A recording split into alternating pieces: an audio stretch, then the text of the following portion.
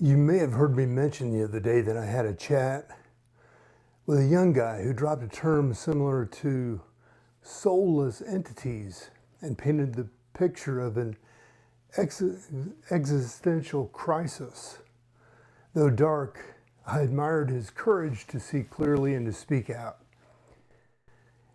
As you know, I find inspiration in everyday encounters. And this guy might just be tuned into your frequency if you're watching this and you're in your late 20s or early 30s, or maybe you have friends or family or loved ones in that generation that you're trying to understand and relate to and have a relationship with. I'm Roach, Mark Roach, and I'm here to shake up your perspective a bit. I got to expand on this a little more. This guy shared some profound insights into the American dream, into the human condition. And he got me thinking about us as soulless entities. Not in a literal sense, maybe, but more as a metaphor for how we're often treated and how we sometimes behave. Now, I caution you, and I just want to be clear in regard to labeling others. I don't think it's fair to label others as heartless or soulless, but I think it's an interesting perspective to examine generally. And, when you think about the term soulless entities, imagine not being seen as a person, but more as a target by advertisers or politicians or media or any institution or influencer that wants to manipulate you into buying their product or to get you to subscribe to their ideology. They're right. Maybe they don't come out and tell you that you're wrong, but they're wanting to slime you and pull you into their way of thinking, into their community, and into their economy. Maybe you feel like if you imagine this, maybe you can imagine just being a number or a data point, waiting to be triggered into action. So in our discussion, we touched on how these triggers work.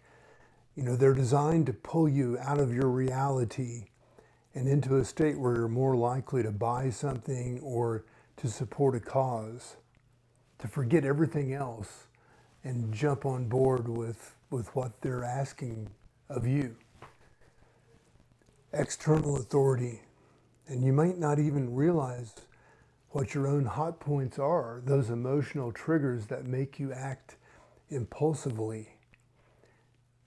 Maybe you're asleep, waiting for the next big ad campaign or viral post to wake you up and make you spend or vote in a way that you might not have otherwise. Who are the people pushing these triggers? Well, often they do believe in their product or cause so much that they don't feel guilty about nudging you into action for your own good, they might say. And then they hit that trigger again and again and again, keeping you hooked, making you feel like you're part of a community that supports this product or idea, and that you're going to be okay, that you're safer living on these terms. Maybe it's good for you, maybe it's actually not. But realize that you may be trading your life, your energy for these products or to subscribe to these ideologies, hoping they'll bring you some happiness or security. In an ideal world, this exchange would be fair. Institutions would genuinely serve us, providing us safety and security. How often does that really happen? Institutions can't guarantee your future. We're often at odds with the very systems meant to protect us. So here's the deal. Advertisers are like market makers. They may have or didn't even know you had. Manipulate if the product has some value. So think about it. Do you look back at every purchase or decision? Time to examine it? Do you ever stop to evaluate what's working and what's not working before you're too deep into it to turn back?